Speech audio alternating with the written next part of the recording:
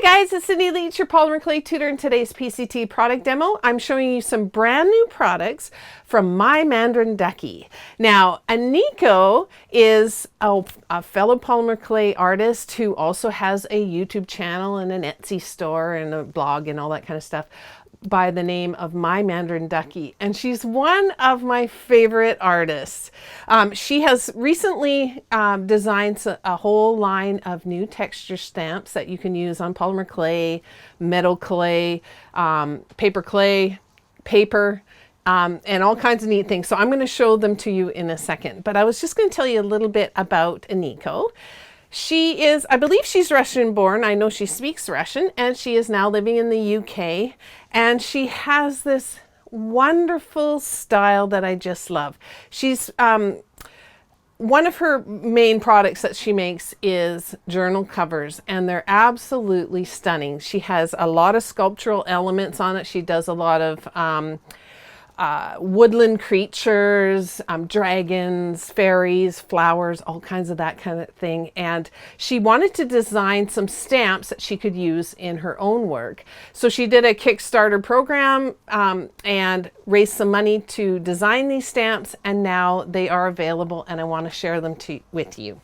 Now, Aniko has a background in graphic arts, and you can really tell when you look at her products. So she sent me all of these different stamps, and I'm going to show them to you individually first.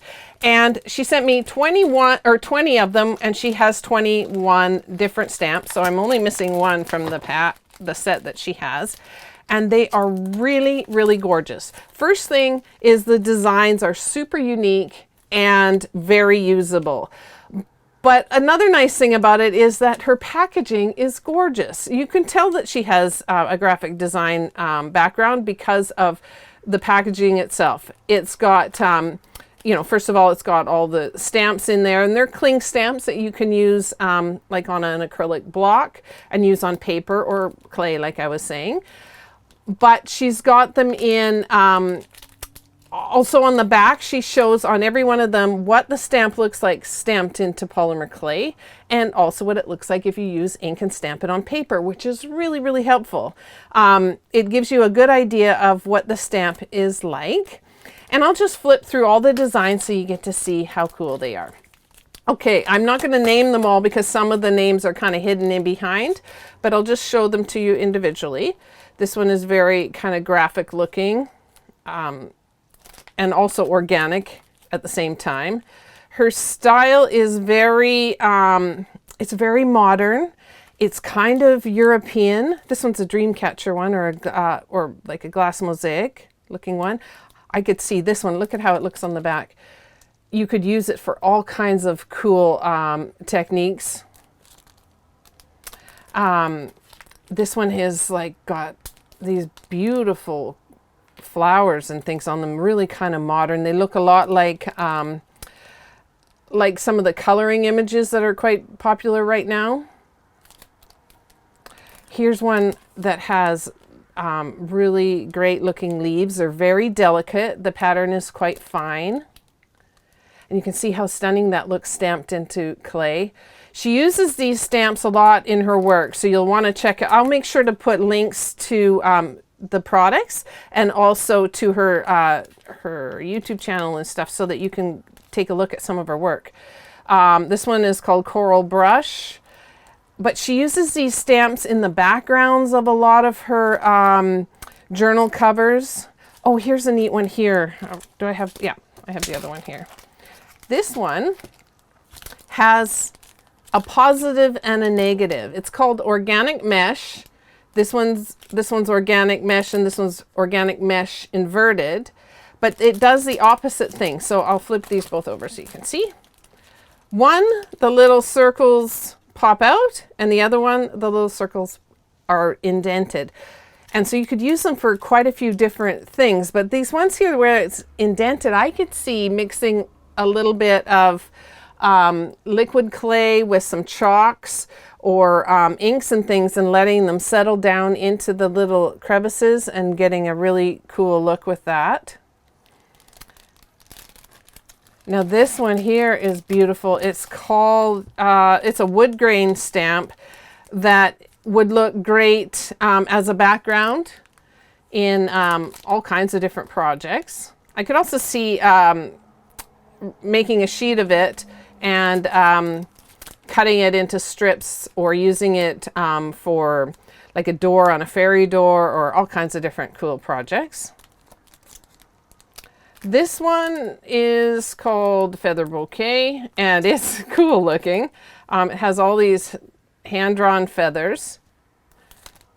It looks cool too. And you'll see that all of her work tends to have like a lot of nature inspired things in it, but it has also kind of a real European kind of flair to it. And you'll hear she's got quite a cute accent, and she's, if you watch her videos, and so you can tell that she's been in a lot of places in Europe and stuff like that. So she has a real neat style to her. This one I've seen on a lot of her work. It is a dragon scale type patterns. It would also work for fish scales or all kinds of different things like that. This one is neat. It has sort of a coloring book look to it as well. Half natural looking and half just super artsy looking with the little, it kind of has a, oh, what else would you call it? Zentangle kind of look to it as well. Or like Mendy stamps, it sort of has that look to it. This one's called Citrus Trio. It has a beautiful leaf at the bottom here. It's just gorgeous, and a butterfly, and then a slice of grapefruit or whatever you want to use that as. I was thinking it would make a cute lily pad as well. You can see that on the back here. This one I've seen her use quite a bit in the background, and it's neat because the edges of the stamp are quite organic, and so if you press it in a lot of spots, you're not going to get like harsh lines anywhere, and it'll fit in quite nicely and look very realistic looking. And you can see in the back what some of the stamps look like as well. This one's neat. It's these wonderful looking, tribal looking turtles or tortoises. They have a great look to them. Kind of like Hawaiian to me. Here are some branches that could be worked in to a background quite wonderfully. They would look cute in a lot of different situations. It could look like forest type situations or ocean type situations. Here's some Celtic knots that are great. They're a nice size. You could use these in jewelry. And then here is a coral reef one. It has a larger sort of background, some smaller ones, and here's what they look like stamped. Now I did make up a couple of little samples of a project. So which one did I use? I used one of these leaf ones. I used this stamp here and stamped it in, and I'm going to show you. I stamped it into some souffle clay, so a thin sheet, only about 3 or 4 playing cards thick of souffle clay. And I stamped it in and then just trimmed around it, and see this, the wonderful detail here. They kind of have a realistic / modern kind of look to it. I rubbed a little bit of her gold powder on top, which I'm going to show you in a second. And look at how pretty these are. I think they would be wonderful little accents on a frame, in some jewelry. In her case, she uses a lot of these in her journal covers and that kind of thing. And she also carries some really beautiful mica powders. So she has like 45 different colors, I believe, of these little tiny jars of mica powder. I have quite a few different colored samples here, and it's a nice amount. There's, I don't know how much is in there, maybe a ½ ounce or so. And she calls it Mandarin Sparkle. She also has some little jars of tiny little holeless beads. So they're little beads that have no holes in them. They're glass beads that look like they're metallic.